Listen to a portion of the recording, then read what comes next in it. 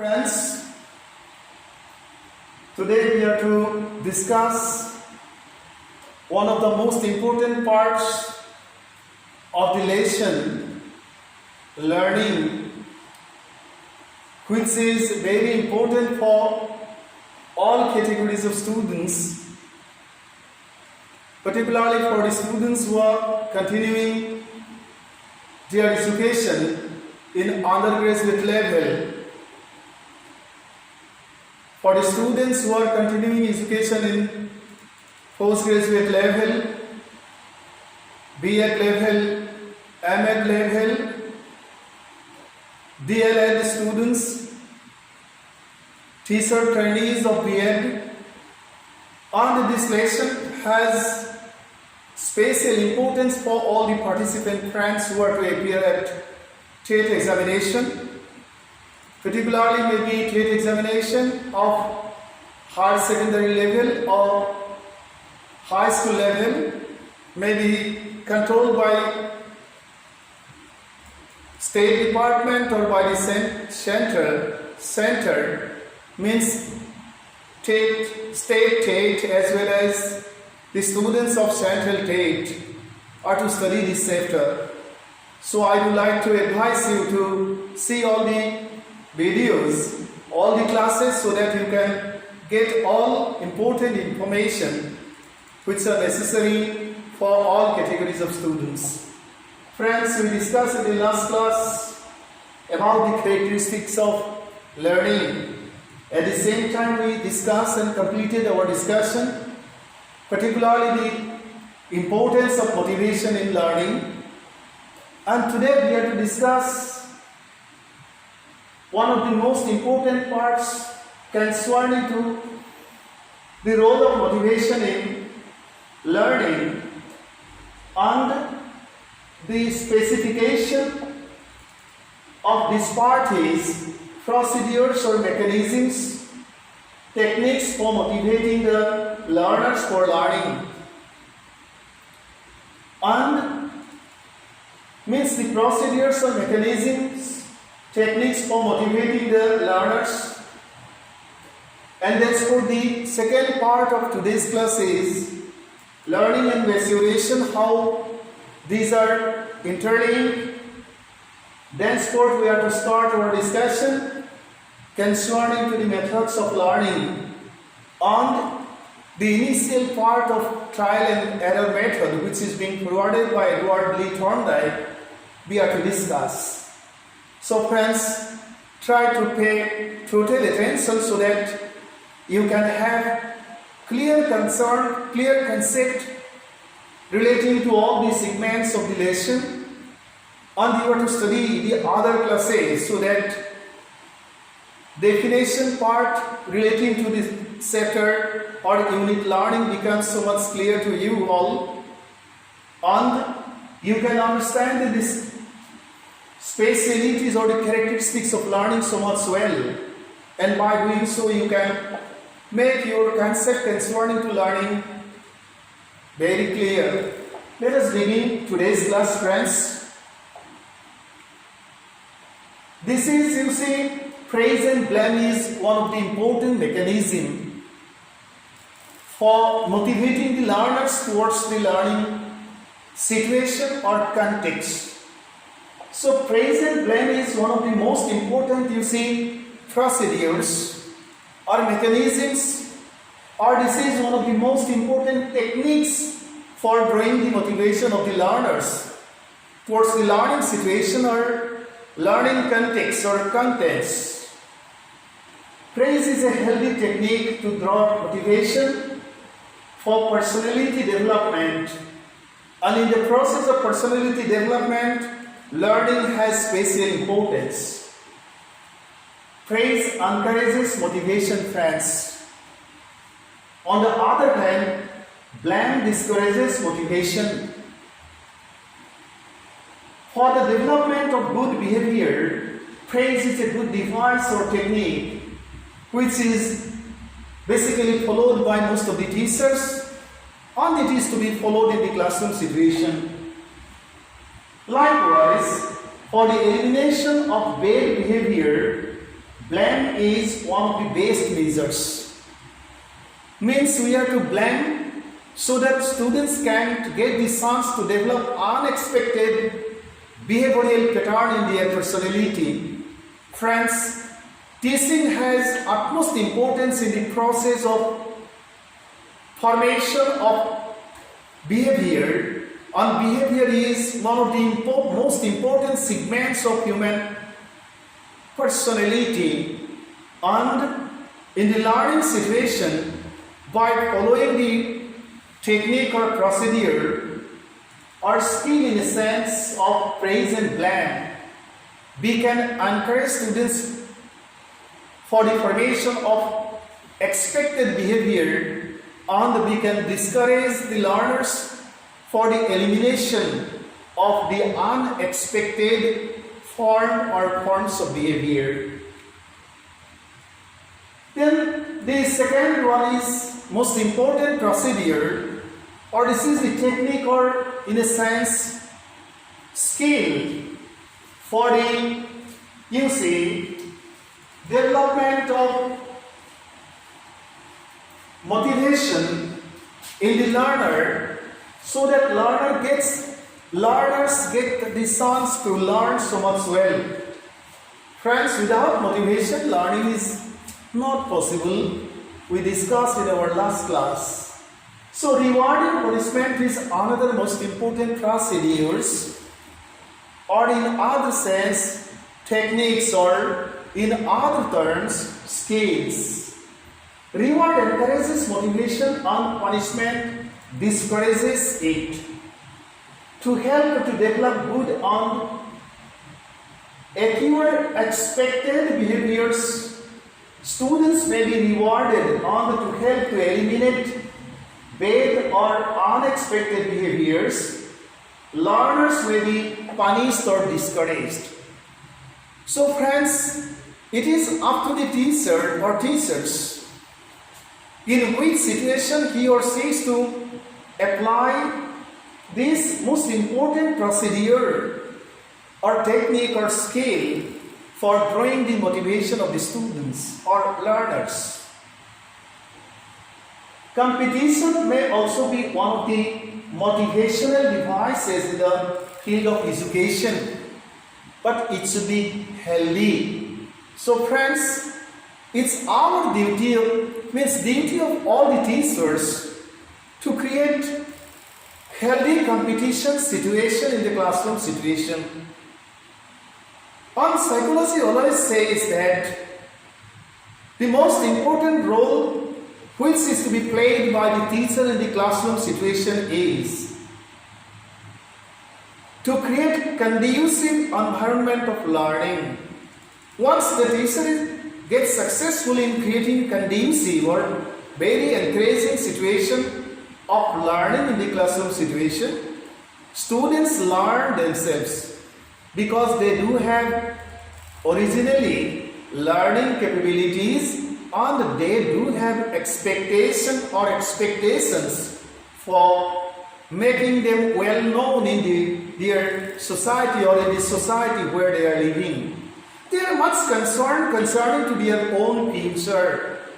It is you who is in the classroom situation simply to create very positive situation of learning, situation of acquiring, or situation of getting innovative information, new knowledge, and for helping them develop their creative capabilities. Co-education is an inordinate incentive for motivation if the atmosphere becomes healthy. Co-education inspires and motivates both boys and girls to learn together and develop required behavior pattern in the classroom situation. Then we have completed our discussion concerning to the procedures or techniques or tools with the help of which we can draw the motivation of the learners in the classroom situation. And now let us come back to the second part, that is learning and maturation. How these are interrelated. Number 4, 3 like this you are to neglect because these are the serial number. These are the serial numbers of the slides. Maturation is a usual process. It's a natural process, you know so much well. It means the action of maturing. It is the growth which takes place within the individual because of time factor. Maturation is a developmental progression because of which a person from time to time manifests psychological specialities in the form of different traits. Learning, on the other hand, is a change in the organisms that takes place as a change in behaviors with the genetic capabilities or genetic inheritance. The occurrence changes in the personality of human being occur with the help of the potentialities of genetic inheritance. It is a process of change in behavior which is produced through activity of experiences with the help of past experiences and training. So friends, maturation depends on the change of time. We are the product of time. Our learning, our personalities, our identities are the products of time. And because of the change of time, we too are changing. But learning is different. Learning depends on our needs and requirements, maybe psychological or physiological. And learning is the change in the pattern of behavior of the learners. It's a process with the help of which learners get chance to modify their pattern of behavior considering the changed demand of time so that they can satisfy their requirements, means not needs, as per the changed demand of their life situations. So friends, for understanding the differences between learning and maturation, you are to see all these contents. Let us go back to the next slide. Maturation is also considered as learning. It is related with the process of modification of behavior. The child learns language or languages when he reaches certain stage of development. Children cannot learn languages only with the help of training without psychophysical maturity. Maturation helps to be psychophysically ready for learning, and learning indicates the level of maturations. This way, maturation and learning are correlated or interrelated. Maturation helps to take place learning appropriately, and learning indicates the level of maturity of the concerned person, maybe intellectual maturity or physiological maturity. So friends, both are interlinked. More maturity means sometimes more learning, and more learning means sometimes more maturity.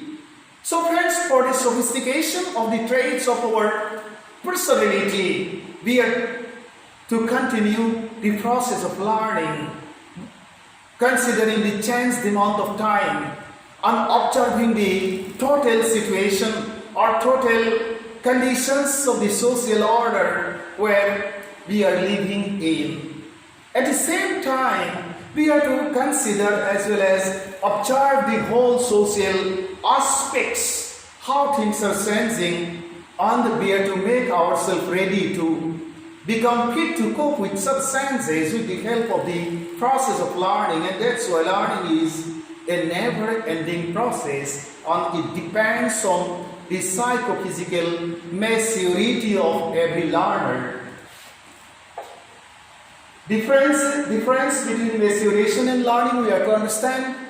Let us see point-wise. We can understand the differences between maturation and learning in systematic manner with the help of the following points. Number one, Maturation is based on heredity or hereditary capabilities, which are also known as innate capabilities or inborn potentialities or inherited potentialities. But learning is based on environment. It depends on the environment. That is, with the help of the influence of or influences of the factors of the surroundings where we are living in. Maturation, second, is a process of behavioral change as a result of natural process, but learning is a planned process of modification of behavior which takes place through experiences and training. Number 3, learning is a lifelong process, whereas maturation is a natural process. Number 4, learning depends on practice, but maturation depends on changes on time. It is related to original capabilities and time factor. Number 5, maturation is possible without practice because it depends on time. Learning depends on practice or repetition of activities or learning situations. Number 6, learning requires motivation, but maturation does not require motivation because it results because of the change of time.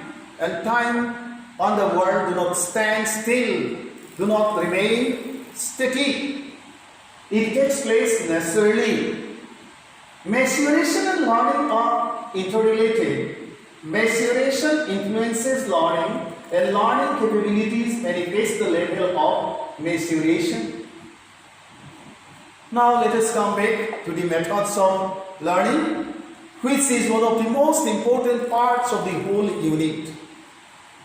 And in today's class discussion, we never can discuss all the information concerning to the methods of learning. Let us see. By saying these methods, first of all, we have to understand what it means.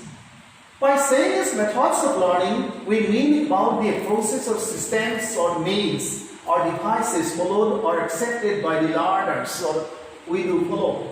All learners follow different approaches or means for overcoming different situations of life or learn about the phenomena or situations or events or solve problems of life by following diverse means of approaches or procedures. All such approaches or devices or procedures followed by the learners, knowingly or unknowingly, fall under the paradigms of different theories of learning available in the field of psychology. Some of the specific methods followed by the learners may be discussed as which you are to know, because if you are to give the answer of different questions in TET examination, then simply you are to know about the methods. Number 1, trial and error method. We are discussing now. And behind this method there is a theory. In later stage I will discuss the theories. And the trial and error method is forwarded by Edward Lee Thorndike.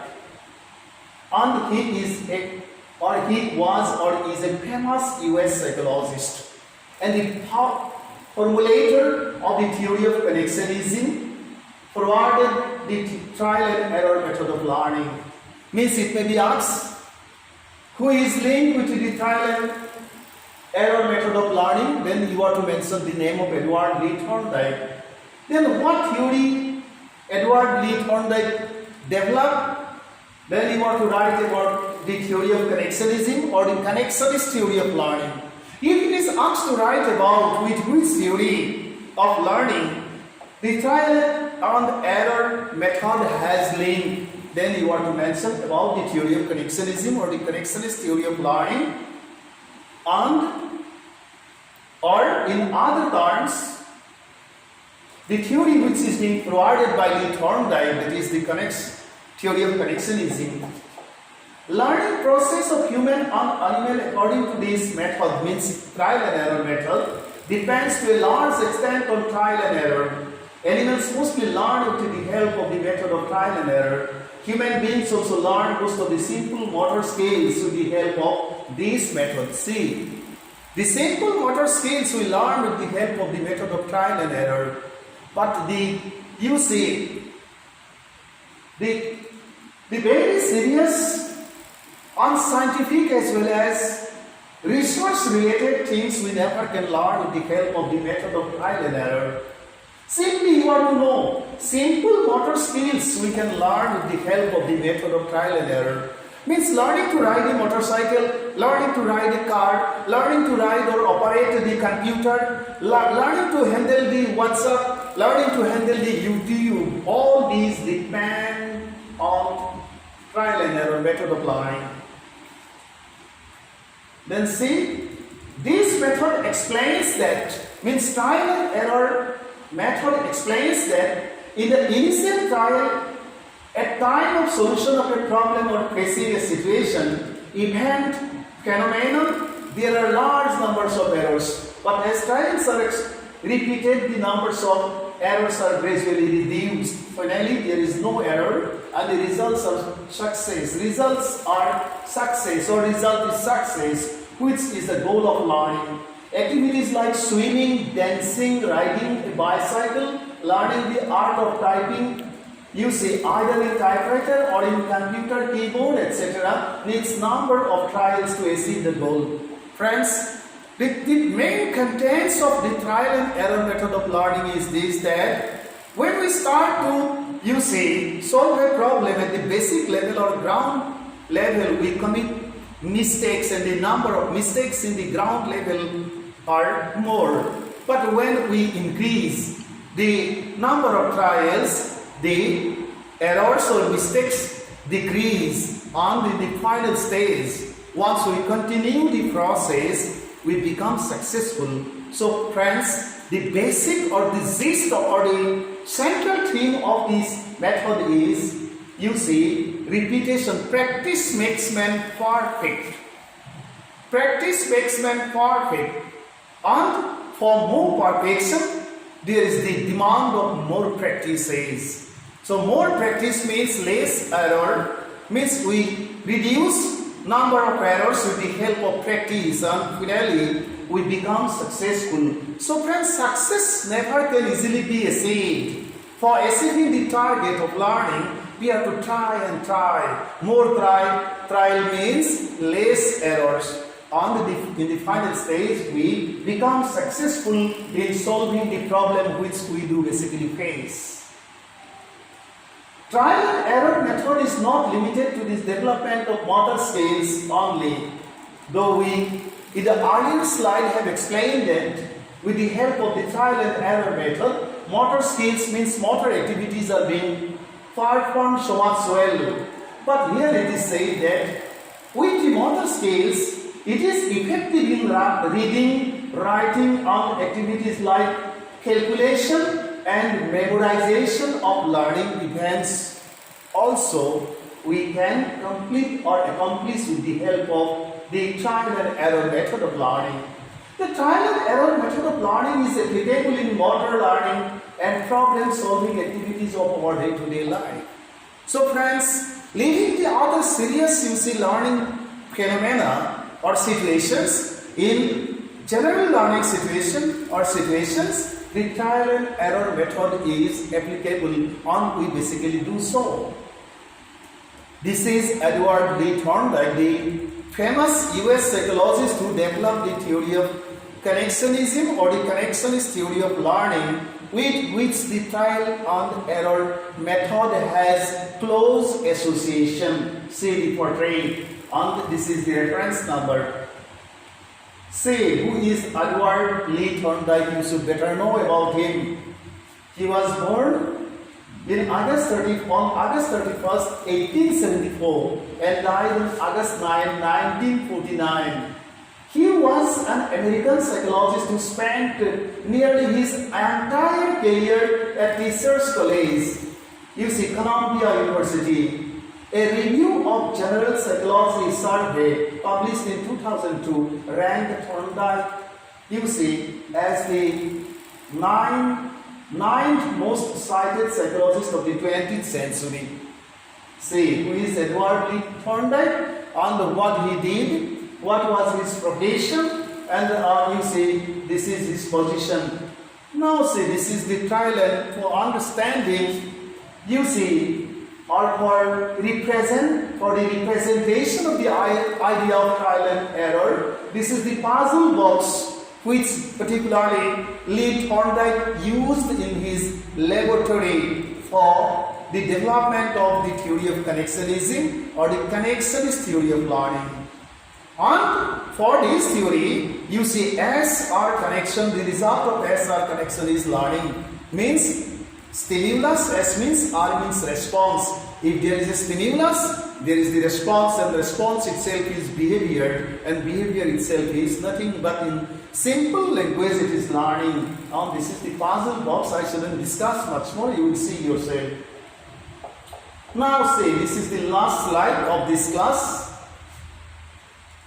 This is the puzzle box, this is the card, basic level, mistakes are more, and gradually more trial or more trials means less errors, and this is the final stage. Graphically we have shown, and means success. Success is never easily achieved or achievable. For success means once you study the life story of the successful person, then you will come to know about many things, and by doing so you can plan yourself what you are to do for achieving the target of your life or the goal of your life. This is the Thorndike box, you see, on these contents you are to study so that your concept concerning to the trial and error method of learning becomes so much clear. The other things I will discuss in the coming class. Prepare all these things. These are important for higher secondary TET, may be controlled by state, and these are important for central TET too, on the other academic areas also. All the contents, particularly the unit learning, has special importance. In TET course particularly, you are to study 3 extensive chapters by the name of, you see, pedagogy, and I will discuss, you see, the whole content so that you get all information in brief. Thank you so much.